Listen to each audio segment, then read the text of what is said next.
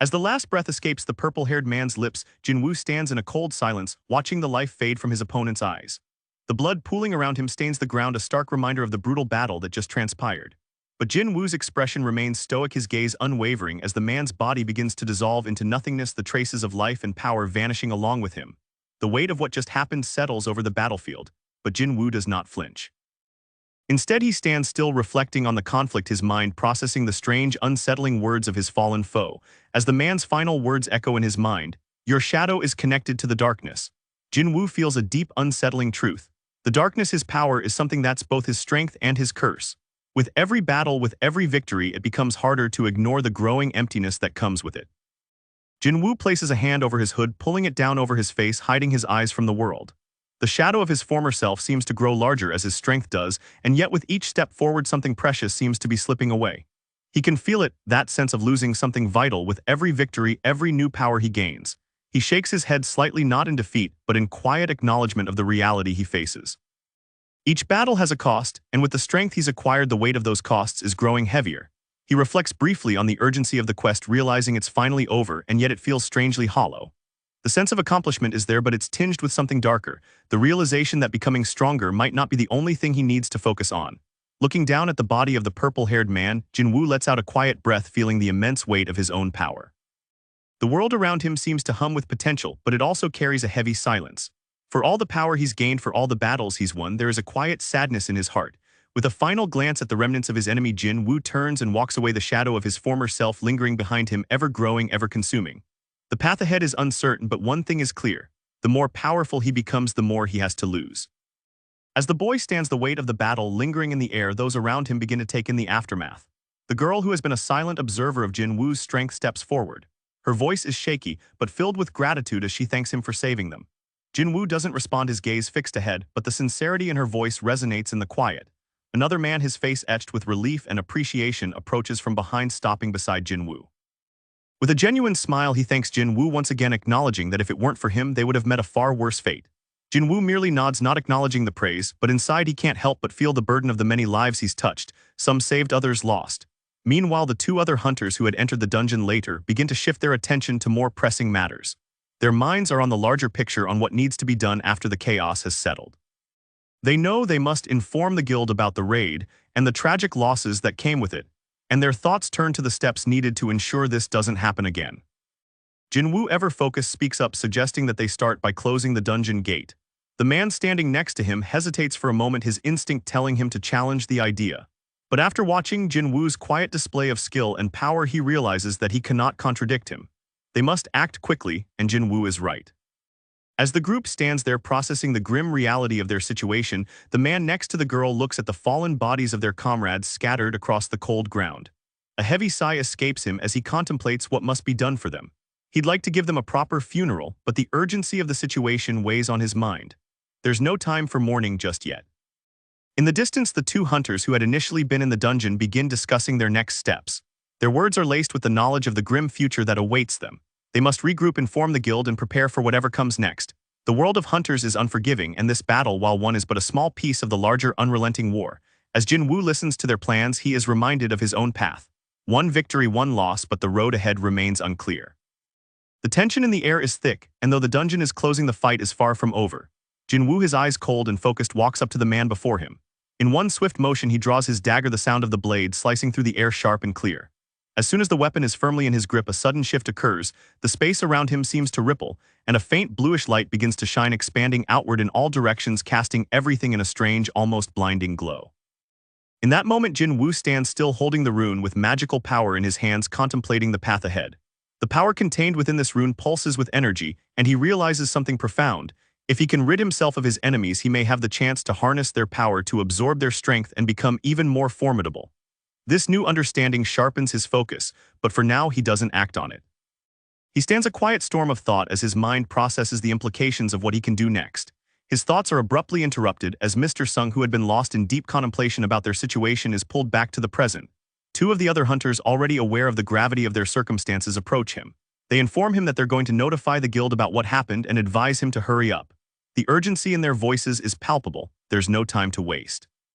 Without hesitation, Jin-Woo responds with quiet confidence, his voice steady and firm. He tells them not to worry, reassuring them that it won't take as long as they might think. His tone, while calm, carries an unspoken assurance he's in control of the situation. His words, simple yet powerful, cut through the tension in the air, signaling that he's ready to move forward and handle whatever comes next. Jin-Woo, cloaked in shadow, steps forward with a quiet, ominous presence. His face is hidden beneath a deep hood, and his hands are tucked into his pockets, giving him an air of indifference. His footsteps are measured and deliberate as he approaches the lifeless body of the man lying in a pool of blood. The faint blue glow emanating from under his hood reveals the intensity in his gaze, the light in his eyes shimmering with quiet power. He speaks, his voice cold and cutting as he demands the man rise. There's no doubt in his words, no hesitation in his tone. Jin-Woo is certain the man is still alive. As his words echo through the quiet, the boy acknowledges almost disdainfully that the man's attempt to play dead is merely a desperate attempt to escape. His frustration grows as he realizes the man is unable to respond, and with a slight scoff, he remarks that Kang Tae-shik would have been far tougher, enduring far worse. The black-haired man trembles at Jin-Woo's words, feeling the weight of his situation.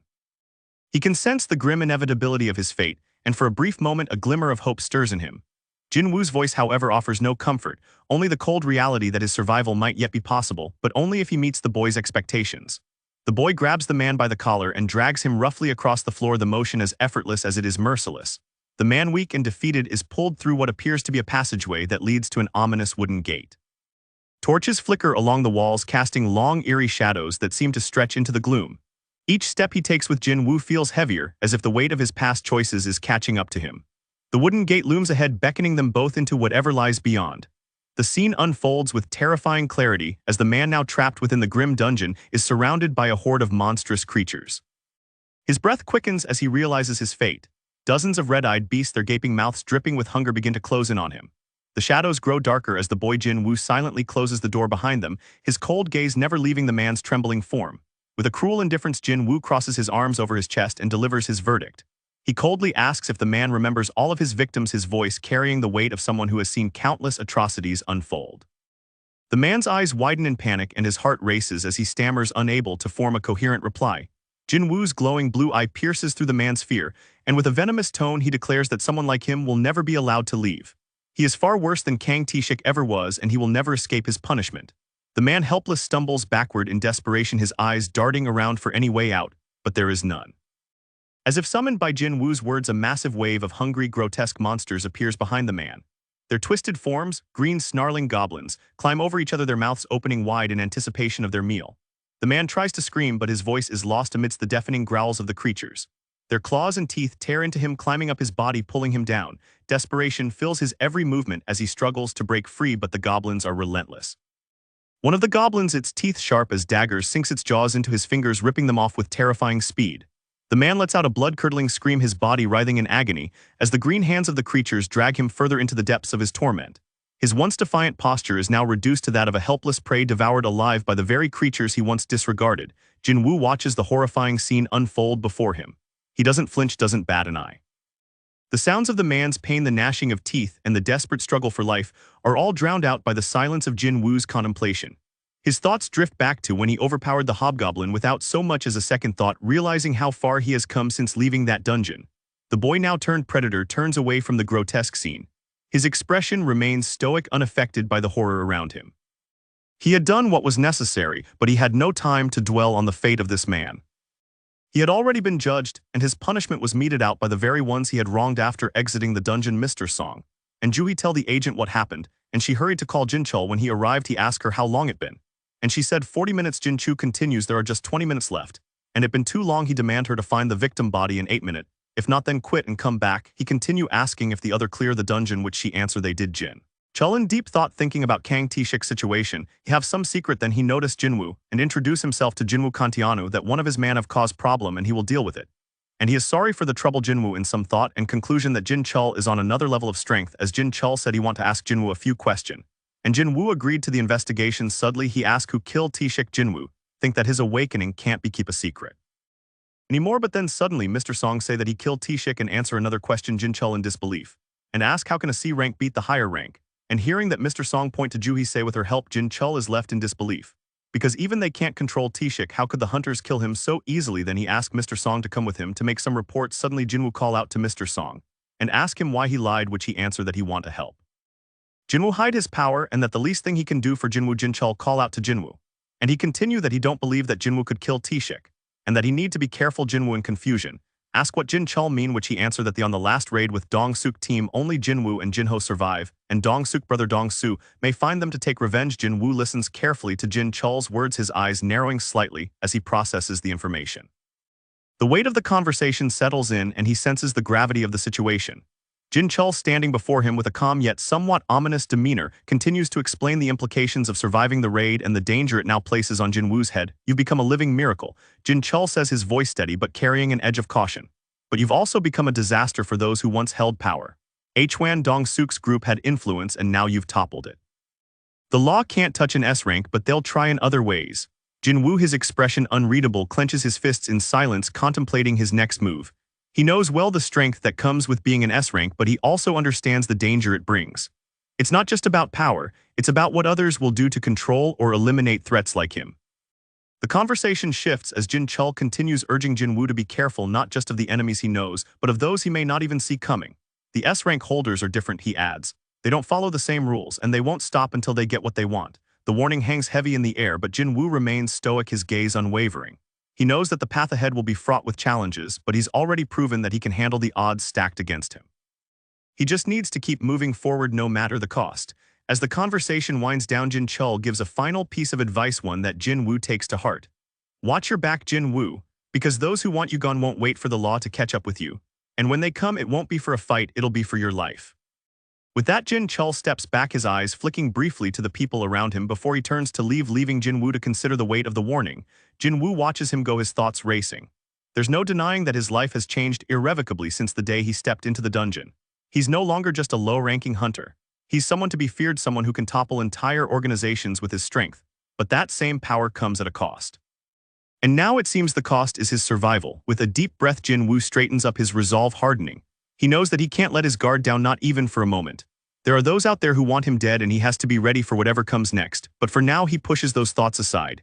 He'll handle one challenge at a time. And right now, the most important thing is taking care of what's in front of him. The rest will come later. As he watches Jin-Chul disappear into the distance, Jin-Woo turns and walks the other way, his mind already racing with plans for the future. The game has changed, and now he's in it for the long haul. The boy looks at the glowing petal with curiosity, his mind racing as he recalls the significance of such an object. It seems familiar to him, but he's unsure of its exact origin. The girl, noticing his hesitation, smirks slightly, sensing his confusion. She presses him gently, asking once more if he truly remembers. The boy tilts his head, the gears in his mind turning slowly as he shifts his gaze from the petal to the girl's expectant eyes. Slowly, his memories flood back. He recalls a time long ago when he had encountered something like this, a symbol of connection, something he thought lost in time. I do remember, he finally says, his voice steady but laced with uncertainty. But it's not what I thought it was. Where did you get this? The girl looks at him, her expression softening for a moment. It's a reminder of a promise, she replies. One that perhaps neither of us can break, or at least one that you'll remember in time. She holds the petal up, its glow illuminating the space between them, casting an ethereal light that seems to pulse with energy. The boy's eyes narrow and he steps closer, feeling a strange energy from the petal. A sense of urgency mixed with an unspoken understanding fills the air around them. He realizes that whatever path lies ahead this moment, and the petal in her hand will guide him toward it. As his thoughts continue to race, the world around him seems to fade, and all that matters is the quiet understanding between them. Tell me more, he says, the weight of the situation settling in. What do you know about this, really? The girl smiles slightly, a mixture of determination and hidden sorrow in her eyes. Everything and nothing, but you'll understand soon enough.